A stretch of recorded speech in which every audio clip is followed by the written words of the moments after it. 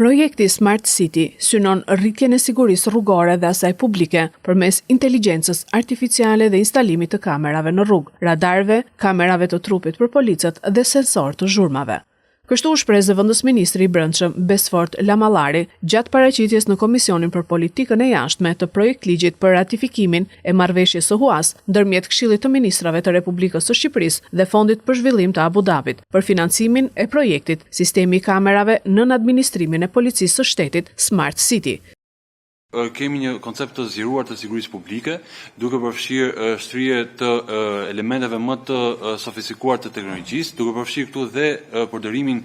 e inteligjencës artificiale, përmes instalimit të kamerave, të radarëve, të sensorëve të zhurmave, të kamerave të trupit, përfshirë këtu si në rrugët në akset rrugore kryesore kombëtare, të cilat janë në kontrollin e policisë shtetit, por gjithashtu edhe në mjedise me rëndësi pra dhe me ekspozim të lartë publik.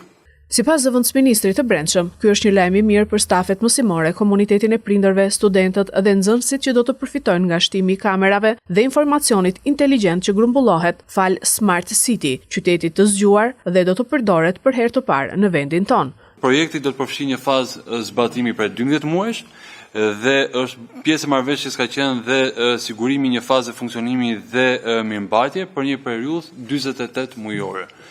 Unë mendoj që kjo është vërtet jo vetëm një rëndësi, por është një rëndësi të jashtëzakonshme për vendin tonë, për sigurinë rrugore dhe atë publike.